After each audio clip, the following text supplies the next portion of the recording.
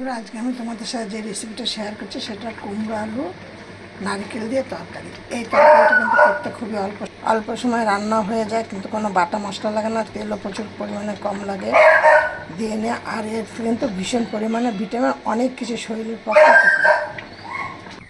এর মধ্যে কিন্তু কোনো রকমের বাটা মশলা দেওয়ার দরকার নেই, তোমরা এটা কিন্তু ভাজা মশলা দিয়েই করতে পারো। আমি এখন এইখানে কিছুটা পাঁচফোড়ন ভেজে নিচ্ছি। দেখো কড়াইটা আমার গরম হয়ে গেছে। আমি এবার এর মধ্যে দিয়ে দিলাম একটা শুকনো লঙ্কা, অর্ধেকটা তেজপাতা, কারণ আমার তরকারিটা অল্প, একটা এলাচ আর কিছুটা পাঁচফোড়ন।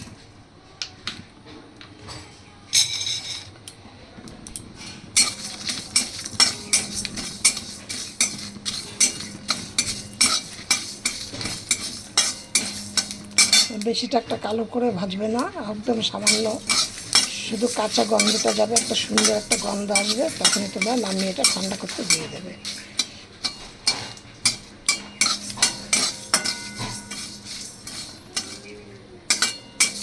তোমরা একবার এই তরকারিটা করে তোমরা খেয়ে তোমরা আমাকে একটুখানি কমেন্ট করবে কেমন খেলে।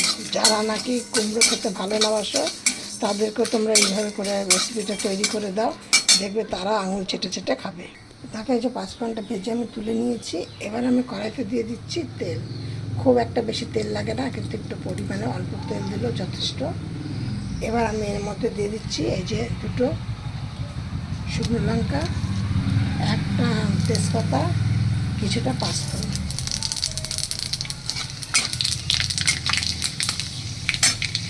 এবার আমার এই ফোড়নটা দেখো হয়ে গেছে, খুব সুন্দর একটা গন্ধ বেরিয়ে গেছে। এবার আমি এর মধ্যে দিয়ে দিচ্ছি কুমড়োগুলো। এইখানে 500 কুমড়ো আছে, মিডিয়াম সাইজের 500 কুমড়ো, মিডিয়াম সাইজের একটা আলু, কিছুটা নারকেল। তোমরা দেখো আমি কুমড়োগুলোকে দিয়ে দিয়েছি, এটা বেশ নাড়াচাড়া হয়ে গেছে। আমি এবার এর মধ্যে দিয়ে দেবো আলুগুলো।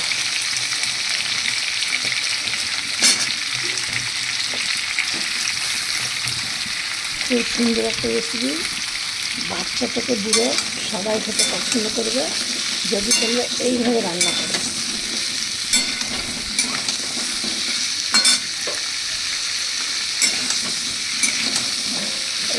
এইভাবে কিন্তু এই তরকারিটা কিন্তু আরও অনেক রকমের রান্না করা যায়। আমি এরপরে আবার অন্য রকমের রান্না করে তোমাদের সাথে শেয়ার করবো। আমি চম্পা রেসিপি হাউস থেকে তোমাদের সাথে রেসিপিটি শেয়ার করছি।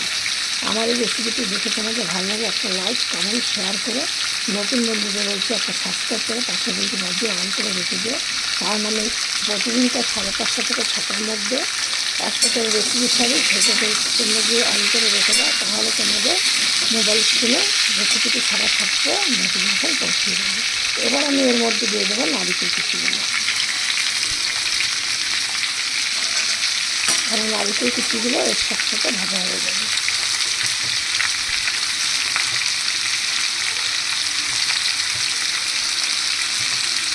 এবার আমি এর মধ্যে দেবো নুন আর হলুদ।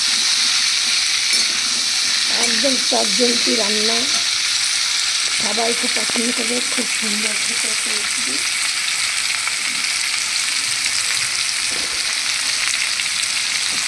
তোমরা একটা জিনিস দেখবে, হনুমান দেখবে একটা, ওই দেখো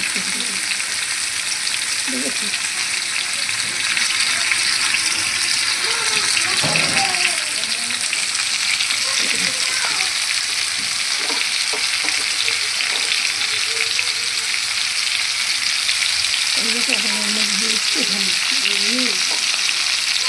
এগুলো থেকে এখন এটা ভাজার জন্য আমি দিচ্ছি।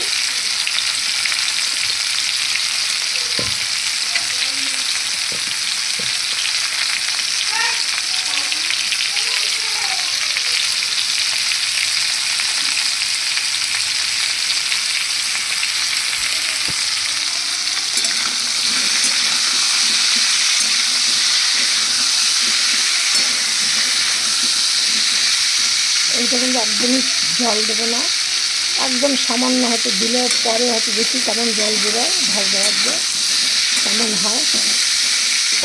জল দিলে খুব সামান্য জল দেবো, সেই জন্য বলছি আমরা এখন জল দেবো না, দিয়ে আমি এখন এটাকে চাপা দিয়ে দেবো।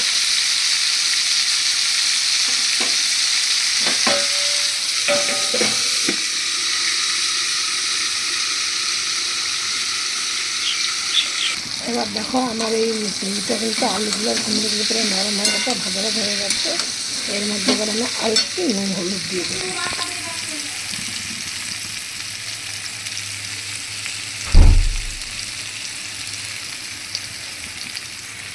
এবার দেখো কুমড়ো যেহেতু মিষ্টি, সেই জন্য চিনিটা একদম সামান্য পরিমাণে দেবেন। আর দিয়ে দিলাম 2টো কাঁচা লঙ্কা ফাটিয়ে।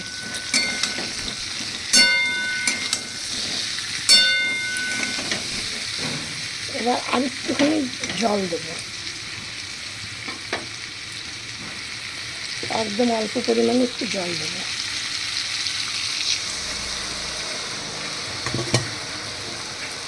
এটা কিন্তু বেশি একটা ঝোল ঝোল করবো না, আবার একদম খুব একটা ভাজা ভাজা শুকনো শুকনো করবো না, মাখা মাখা করবো।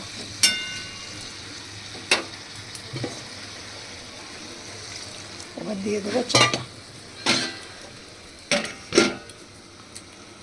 দেখো আমার রেসিপিটা হয়ে গেছে, সম্পূর্ণ আলু কুমড়ো সব সেদ্ধ হয়ে গেছে। এই দেখো, এই দেখো। এবার আমি এর মধ্যে দিয়ে দিচ্ছি ওই ভাজা মশলাটা। তোমাকে সবার প্রথমেই আমি ভাজা মশলা করে নিয়েছি, সেটা তোমাকে দেখিয়েছিলাম। সেটা মিক্সির বাটিতে দিয়ে একটুখানি করে নিয়েছি, নিয়ে এবার আমি এটা দিয়ে দিচ্ছি। বেশি হয়ে গেছিলো তাই একটুখানি থেকে গেল আবার। এবার এইটাকে লুচি দিয়ে, পরোটা দিয়ে, রুটি দিয়ে খাও, দারুণ জমে যাবে। সুন্দর একটা রেসিপি। তোমার রেসিপিটা দিয়ে তোমরা কেমন খেলে, কেমন লাগলো খেতে, তোমরা আমাকে একটা কমেন্টে জানাবে। একটা লাইক করো, ভিডিওটি দেখে যদি, রেসিপিটি দেখে যদি একটা করে লাইক করো, তাহলে আমার ভালো লাগবে যে আমি রেসিপিটি তোমাদের সাথে শেয়ার করেছি, তোমরা দেখেছো, দেখে একটা লাইক করেছো। নেক্সট ভিডিও আবার অন্য